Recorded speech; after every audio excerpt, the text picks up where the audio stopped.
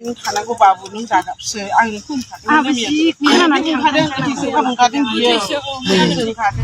आंनि हिनजावाथ' जेबो जायाखैमोन बिदिनो गोथां डाइरेक्ट स्पटनो थाबायबोदोंमोन आरोना ज' जोङो दिनै नैबे काजलगाव सिभिल हस्पिटालाव जोङो मानि थाखाय दिनै बे देरहासार इस्लारि बिथांखौ लेंहरनानै जों मानि थाखाय मिडिया होनो गोनां जादों। खुलुमबाय देरहासार इस्लारि इउटुब चेनेलखौ नायगिरि गासैनिसिमबो आंनि गोरबोनि अननाय आरो सिबिनायखौ जासिहरग्रोनाय जाबाय। रायजो राजा नोंथांमोन दिनै आङो दंफैयो चिरां जिल्लानि सिङाव थानाय काजलगाव सिभिल हस्पिटालाव। बे सिभिल हस्पिटालाव फैनायनि मेन खारनानो जाहैबाय क'क्राझार जिल्लानि सिङाव थानाय सराइबिल एरियानि सिङाव थानाय जानालिगाव होननाय मोनसे गामिनि सासे वाशिंटननि हिन्जाव पपिना बिथांखौहाय नैबेयावहाय माने गथ' जोनोम होनो थाखाय लाबोनाय जादोंमोन। नाथाय दुखुनांथावनि बाथ्रा जे मैयाहाय बे हस्पिटालाव थिसनफैनायजों लोगोसे बेखौ मोनसे रं ट्रिटमेन्ट होनानैहाय जिउ खोमानायनि मोनसे रिपर्टखौ मोननो हानाय जादों। दा बेखौनो लानानै बेवहाय माखासे क'क्राझार जिल्लानि बा सराइबिल एरियानि गोबां रायजो राजाफोरा आंजों लोगोसे दंफैयो। दा बिथांमोननिफ्रायनो काहानिया माब्रै जामारदों बेखौ जोङो फारियै मिथिनानै लागोन। आरो आङो सानो बे जे हस्पिटालनि काहानि बियो बयनिबो थाखाय मोनसे गोनांथि होननानै आङो सानो। साफ्रोमबो सुबुंफोरानो दिनै गथ' जोनोम होयोब्ला हस्पिटालाव लाबोनाय जायो। खौराङाव मोननाय बायदिब्ला बे हस्पिटालावहाय मास मोनसेनि गेजेरावनो माखासे मानि मानसिफोरा जिउ गोमानो गोनां जाबाय होननानैबो जोङो खौराङाव मोननो हानाय जादों। बिनिखायनो जोङो बिनि डिटेल्सखौ मोनथिनानै जेन' गावनि फेमिलिफोरखौहाय सेफटियाव लाखिनो हायो। बिनिखायनो नोंथांमोना बे भिडिअखौ हाजासे शेयार खालामना होयोब्लानो जाबाय। लोगोसे निउस पर्टेल बा सोरबा सासे इउटिउबार दङब्ला बे भिडिअखौ डाउनलड खालामनानै रि-आपल'ड खालामोब्लाबो जेबो अबजेक्सन गैया आंनि चेनेलनिफ्राय। बिनिखायनो नोंथांमोना जुदि नोंथांनि गोसोआवबो बे जाथाया नांदोंब्ला नोंथांमोना बेखौ डाउनलड खालामनानै रि-आपल'ड खालामनानै नोंथांनि फल'वार्सफोरनोहाय शेयार खालामनो हागोन। थ' बिदिब्ला बै जाथाय जाजागिरि बिथांमोननिफ्रायनो जोङो डिटेल्सखौ मिथिनानै लागोन। वाशिंटन नार्जारिमोन ने? बसुमतारी। नोंथांनि हिन्जावा दे नैबे हस्पिटालावनो जिउ गोमादों होननानै जोङो खौरांखौ मोननो हाबाय। दा बियो माबायदि सिस्टेमावहाय जिउ गोमानाय जादों? नोंथाङा लाबोनायाव बिनि हालोदा माबायदिमोन आरो बेवहाय माबायदि हालोदावहाय बियो जिउ गोमानो गोनां जादों बेखौ क्लियारै नोंथाङा फोरमायना होयोब्लानो जाबाय। देरहासार इस्लारि इउटुब चेनेलखौ आंनि हिनजावाथ' जेबो जायाखैमोन बिदिनो गोथां डाइरेक्ट स्पटनो थाबायबोदोंमोन आरोना ज' एकदमबारे गोख्रों। औ मिनि खुसि। ओमफ्राय बियो हाबफैनाय लोगो लोगो थादो मादो जालायलांबाय दा बिदिनो होननानै हाबहैबाय सिङाव। हाबहैजासेयावबो माने गोख्रोङैनो थाबायलांदों। खुनु नासथुस जेबो गैया। माने लोमजानाय साजानाय जेबो गैया, जेबो अबजेक्सन गैया। ओमफ्राय हाबहैनानै इन्जेकसन होनाय लोगो लोगो हख्रावखांबाय आरो हख्रावबाय। जा हख्रावखांनानै नार्सफ्रा खारजोबनानै ओरै मुलि बिबाय लायना होफैबाय। जा सिरि बिनो सिरियास दिनैसिमाव दहाय 12थायाव जिउ गोमाबाय आरो। जेनेबा नोंनि आइडिया बायदिब्ला मैयानो हख्रावनानै बियो गोथाङै थाबावदों नामा? गोथाङै दाथ' अक्सिजेन होनानै लांदोंमोन बिसोरो गावसिनि माबाखौ दायखौ सारायनो थाखाय। आंनिफ्रायथ' बेनो सन्देहखा 100%। बेनोखा मालाबा मानसि गोख्रोंखौ इसिबां थाजा माजा हाबनायखौ बिदि इसिबां हथारै बख'ना लाङा। आरो अक्सिजेन होआ। इसिबां अक्सिजेन होनानै लांनांगौ दरखार गैयामोन आंनि हिनजावखौ। ओमफ्राय दा नोंनि हिनजावा दे जिउ गोमाबाय, दा बिनि सायाव नोंथाङा मा डिसिसन लानानै दङ? डिसिसनाथ' आङो केस फाइल होगोन। न्यायखौ आंनो नांगौ जाहाथे उनफ्रावबो गामिनि आइ आफा आंनि बर' हारियाव जाहाथे बिदिया थासदा जाबावथोंसै। आंनि न'खराव जाबाय आरो दस्रानि न'खराव बिदि जाबावनांगौब्ला जोबलांगोन। अनेक मानसि बिदिनो दङ। दिनै आंनि सिगाङावनो नार्सआ खोन्थाखादों खयजन मानसिनि जिउ जानो नोंलाय सयथान ना रायखादों। नार्सआनो डक्टरखौ रायदों? नार्सआनो खुद गावनि मेन डक्टरखौनो रायदों। डक्टरनि नामा मा नाम? डक्टरनि नामाथ' जितुमनि दास। जितुमनि दास ने? जितुमनि दास। दाना बेनो रायखादों सयथान नों बर'खौ खयजन जाबावनो सानखो नोंलाय? दाखालिसो सासे थैदों आरो दिनै सासे बिदि खालामना होबावबाय खयजन जाबावनो नोंलाय बर'खौलाय बिदि मानसिनि जिउखौलाय बिदिनो ख्राव ख्राव रायखादों मोखां सोमजोबखादों मानसिया गावनो बिदि खालामनानै संगे संगे आङो हस्पिटालाव माबा 108आव गाखोनानै डाइरेक्ट दोनना हैनायानोसै आरो डक्टरानो थांफाखादों डाइरेक्ट डक्टरानो दोनना हैदों ओमफ्राय बिनिफ्रायथ' एसि रुमाव सोबाय जोंथ' हाबनो मोनाखिसै ओमफ्राय गावसोर होनो दङ मोजां जागोन 6 घन्टा होनग्रोदोंमोन गावसोर 6 घन्टानिफ्राय 12 घन्टा होनदों आंखौ 12 घन्टानिफ्राय 18 घन्टा होनदों 18 घन्टासिमाव थगाय दोननानै दहाय 12थासिमाव गैया जाहैबाय आरो दा बेनो आंनि बुंनांगौ दा मेडामाथ' आसानि ना दा बेयावहाय लाबोनाय जादों दा आं मोनसे बाथ्राखौ मिथिनो लुबैदों जे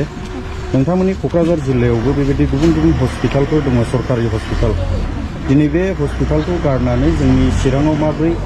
सफैनो हाखोना आसानि सिस्टेमावहाय बेबायदि थांलाय फैलाय जिल्ला बारलायनायाव जेबो अबजेक्सन गैया नामा गैयामोन गैनायाथ' सिगांगौमानि गैयामोन जा आङो पेसेन्टखौ लाबोदों पेसेन्टआ दासान्दि आङो ओरैबो लाङो क'क्राझारावबो लाङो बावबो लाबोयो आरोखि खिन्थु आंनि लाबोनायनि गेजेराव आंनि पेसेन्टफोरा दिनैसिम बिमाबो आरो गथ'बो मोजाङैनो मोजां हामनानै आं सानफ्रामबो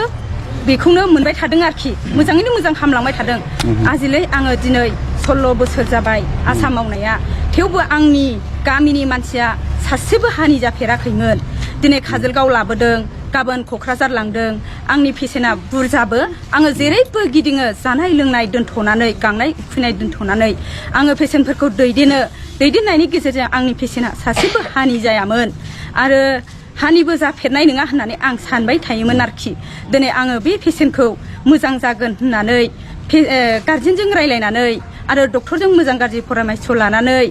बे मानसिया डेट बारबाय होननानैहाय आं जिएमसिआव लाबोनाय जादोंमोन आरोखि बेखौ सिगांगौ मायनियावबो जोंनिथिङै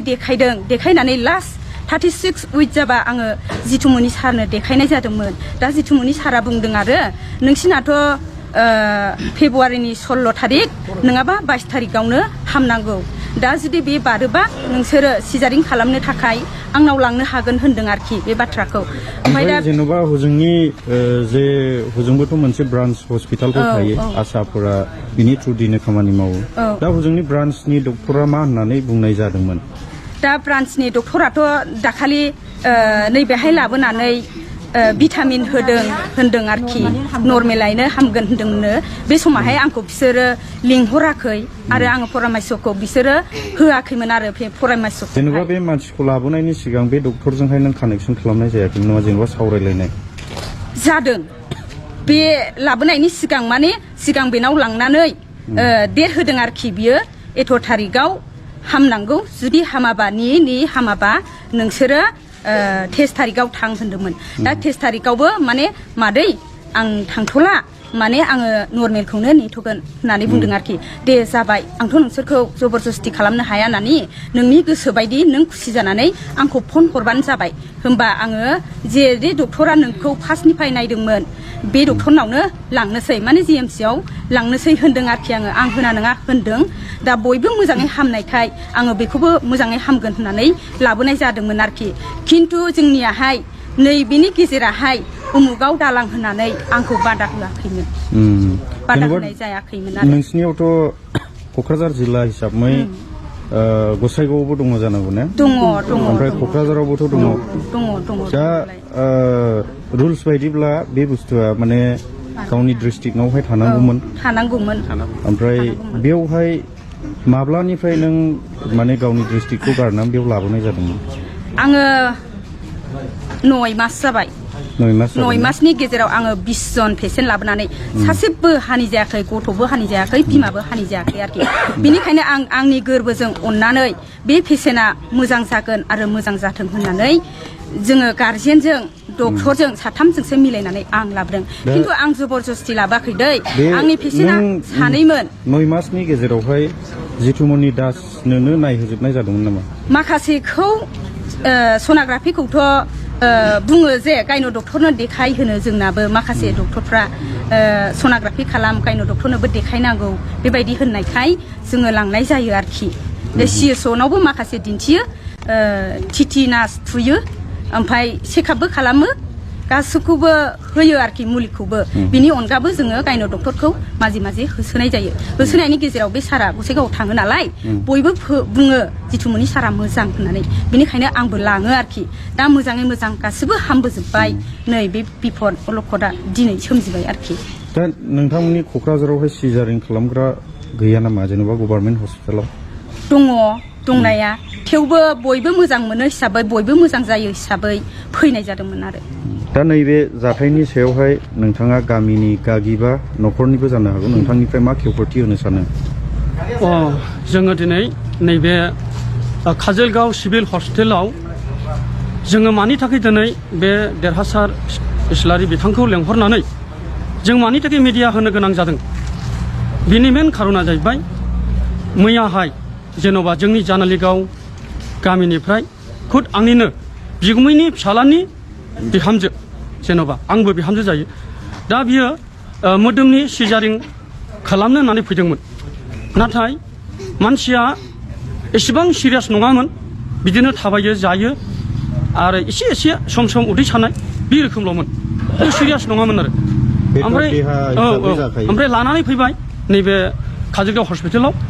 लानानै फैनानै बिसिमावबो मोजां मानसिया आरो डाक्टार बिजि थुनायसिमावबो मोजां जेब्ला डाक्टारा बिजि थुयो अब्ला बियो एकदम हख्रावबायनो आथिं आखाइ जोब्राबबाय मेगन गुफुर दावबाय एकदम सिरियास हख्रावबाय बे समाव नार्सफ्राबो हख्रावजोब्बाय गिजोब्बाय डाक्टाराबो गिबाय बे रोखोम आरोखि ओमफ्राय दिनै बिनिफ्राय खुद डाक्टारा गावनो बे काजलगाव सिभिल हस्पिटालनिफ्राय बै सवागार हस्पिटालाव लाना थांबाय आरो बेयाव लाना थांनानै हजों बिदिनो अक्सिजेन हैबाय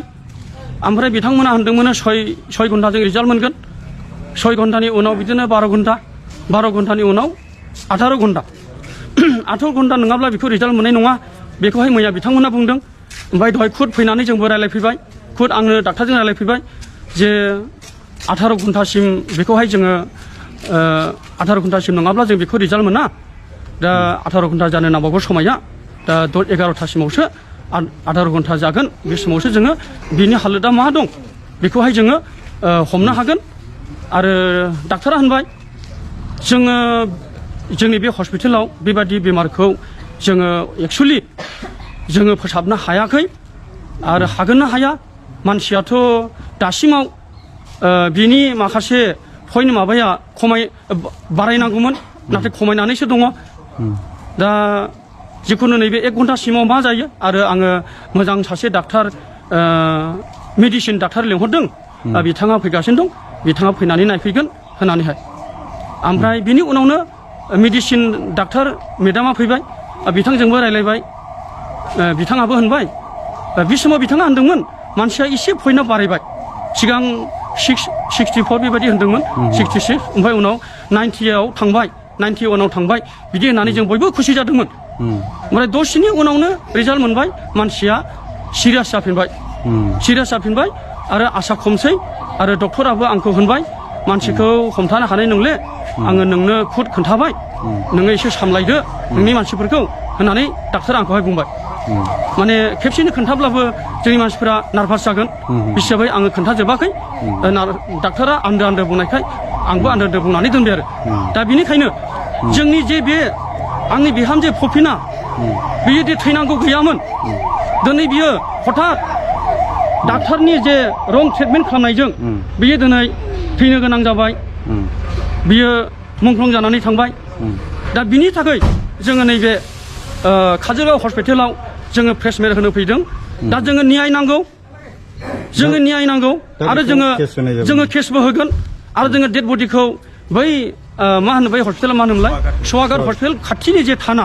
बे थानावहाय रायलायनानै जोङो डेड बडिखौ गारबोबाय गाबोनहाय बे डेड बडिखौ पस्टमर्टम खालामनाय जागोन आरो जोङो केसबो होनाय जागोन जोङो न्याय नांगौ जोङो नागारा मानो होननानै बुङोब्ला जोङो खोनानो मोन्दों बेहायनो जे जिथु मादि डाक्टारा जिथुमुनि डाक्टारा बिथाङा बिदिनो 2-3सो रं ट्रिटमेन्ट खालामनानै सिथारबाय होननानै जों खोनादों बे मासनि गेजेरावनो दा जेन'बा दिनै जोंनि मानसि थैबाय साननैनि सिगांनो सोरबा सासे थैदोंनो दा बेबायदिनो सिथारबावनो हागौ बिथाङा सिथारबावगोन दा बेनिखायनो जों दिनै बे मिडियाखौ होनो गोनां जादों खारन जोंनि माखासे बिटिसि जेन'बा जयन्त एमएलए बिथाङा बा जोंनि फेरेंगा बिथां सारा बा प्रमद सारमोना बा हेमन्त बसर सारमोना जाहाथे बेखौ गाइड लायो जाहाथे बेखौ माबा मोनसे सिरियास लायो नङाब्ला बे जायगायाव बेबायदि प्रब्लेम जानानै गोबां मानसि जिउ गोमाबावगोन जों बेखौ नुहुरदों दा बेनिखायनो जाहाथे उनाव बेबायदि मानसि अन्थाव बाथाव जाहाथे बेबायदि सिजारिंआवहाय मानसि थैबावा बिनि थाखाय जोङो दिनै बयबो मिथिनाय बादि बयबो रायजो राजानिसिम जों खावलायहरदों बा मिथिहोनाय जाबाय जाहाथे साबधान जा नैबे हस्पिटालाव जाहाथे नोंथांमोना जाहाथे मानसिफोरखौ सिजारिंफोरखौहाय दालाबोथ' बेनि थाखाय आङो रायजो राजा गासैनिसिमबो खावलायहरनाय थाबाय आं बेखौनो बुंनानै दोनथ'नाय जाबाय गोजोन्थों नैबे मादैयानो जाहैबाय वाशिंटननि बिमा दा मादैया जे बिहामजोआ गोमानानै थांबाय निस्सय नोंथाङानो नुजोबदों जानांगौ माबोरै जादों दा बिनि सायाव नों मा बुंनो सानो आरो माखासे बाखि रायजो राजाफोर बेखौ माबायदि सांग्रांथि होहरनो सानो आंनि बुंनाया सिगां बेनो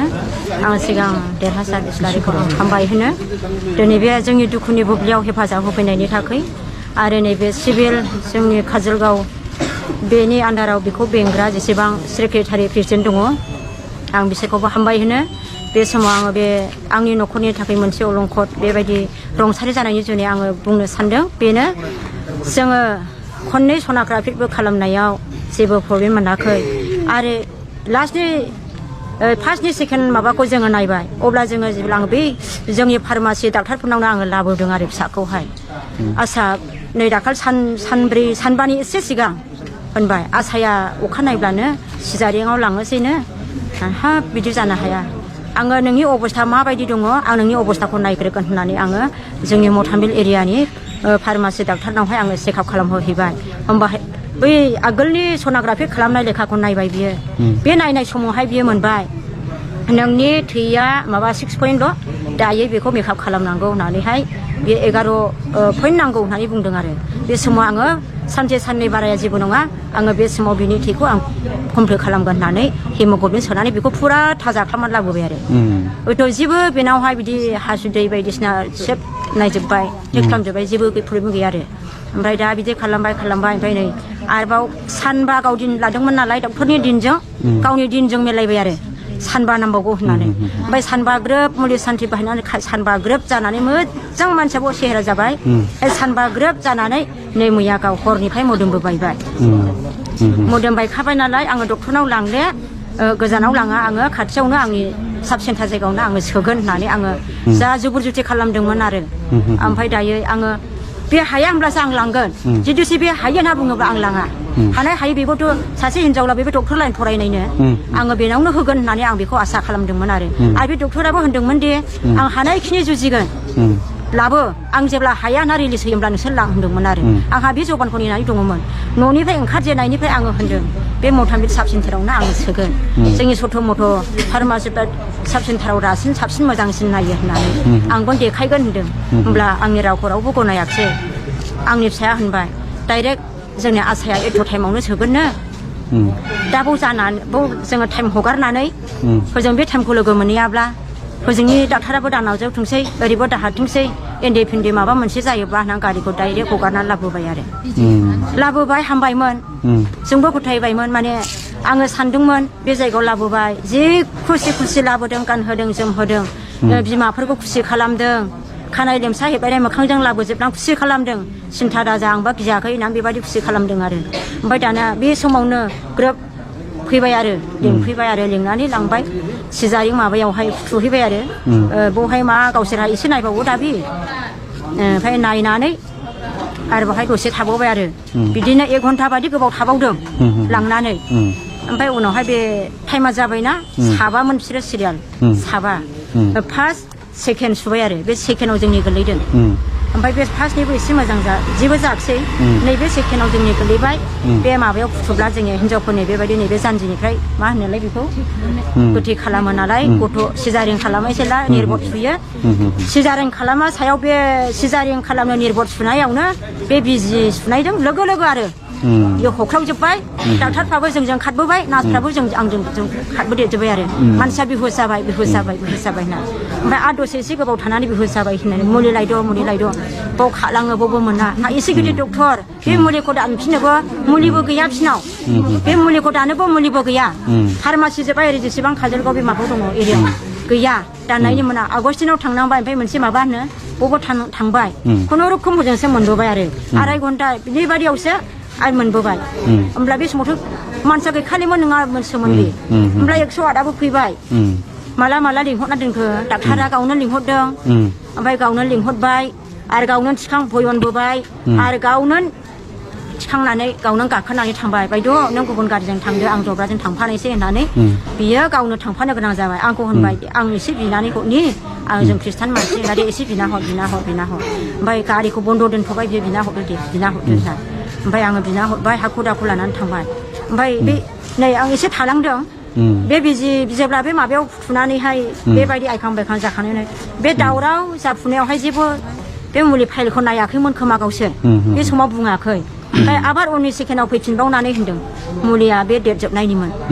बेबादि बुंदों आरो बेनो बिजि सुनाया डेट जोबनायनिमोन होनना बुंदों गावनो सिखार खालामदों आरो माने एक्सपायर डेट थांबाय बेखौ गावनो सिखार खालामदों डेट बारबायमोन बियो होननानै बायद' मुलिया डेट बारबायमोन बेखौ सुनाय फाइला होननानै बुंदों आरो ओमफ्राय जोंबो बे फाइलखौ बिनानै लानांगौ ना मानांगौ मानसिया सिरियास जाबाय खाख्रावजोब्बाय आन्दायबाय हिनजाव मानसि गोजा फैदों सासे आंनि फिसाला फैदों आन्दायबाय जोंबो मा खालामबावनांगौ ओमफ्राय नोंसोर गिनाङा गावनो एम्बुलेन्स बिहरबाय गावनो थिखांबाय गावनो लांबाय जोङो सहबारियाव थाफालांनो मोनबाय आरो लांनायावबो जों थाफानो मोनाखिसै आरो होजों लांबाय एसेयाव सैबाय जों नुयाखिसै मारै दं मारै गैया बाहेरा थैनानैसो थांबाय गैला बेबायदि आरो बेखौनो आं खावलायदों जों बादि दुखुथिया हावरिया जों बेबायदि सिभिलखौ हास्थायनानै फैयो दा फ्रियाव फैनो जों खम समाव गोलैनायखौ नायनानै जों फैयो नाथाय उननि बेलायावबो जानो हागौ बाबु बेबायदि फैबावगोन आरो जाबावगोन आरो बेबायदि मावबावगोन जोंनो दुखु मोनाखै बौनि जेसेबां नार्सफोर दङ बिसोर दुखु मोनदों हाबाब नोंसोरो जोंनि बर' फिसाफोरखौ साबसे जागोन सैथान डक्टर होननानै बेबायदि रायदों आरो बेबायदि बयबो रायदों खाथि खालानिफ्राबो रायजोबदों आरो फैजोबनानै जमा फैजोबदों बेबायदि रायदों आरो जोंल' नङा जोंथ' रायनो टाइम मोनबावाखै दुखुजोंनो बेबायदि अबस्थान जादों आरो आं बेखौनो बयनिसिमबो खावलायदों जाहाथे जों मिथिया हसिया जोङो जाब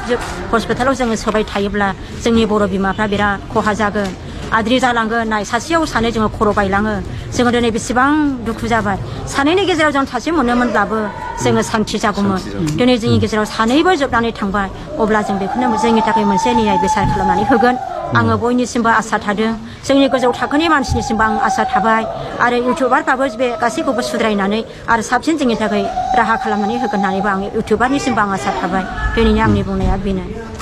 बयनिसिमबो गोजोन्थों रायजो राजा नोंथांमोना खोनानो मोनखाबाय आरो नुनो मोनबाय नैबे साइडथिं सिभिल हस्पिटाल काजलगाव बेवहाय बे जाथाया जानानै थांदों आरो बेयो खुब दुखुनांथावनि बाथ्रा माने बिमाबो आरो फिसाबो सानैबो थैनानै थांबाय बियो मोनसे हरखाबै जादों होननानै जोङो खौरांखौ मोननो हाबाय जे बेखौ इन्जेक्सन थुजासिमाव माने मानसिया ओरैबायदि नों आं बायदि गोख्रोङैनो दङमोन दा बेबायदि अबस्था जाबाय आरो थ' जोबोद दुखुनांथावनि बाथ्रा आङो नोंथांमोननिसिम बे रादाबखौनो फोसावहरबाय जेन' सरकारि हस्पिटालाव लांनायनि सिगां गोबांबार सानग्रो आरो जोंनि सरकारनि जेसेबांनाखि दैदेनगिरि बिथांमोनाबो जेन' बेबायदि डक्टरफोरखौ दोनालासे माने मोजां डक्टरफोरखौ जाहाथे गोरिब गुन्द्राफोरनि थाखाय लाबोना होफैयो आङो बेखौनो खावलायनानै भिडिअखौ बेयावनो दोनथ'नाय जाबाय।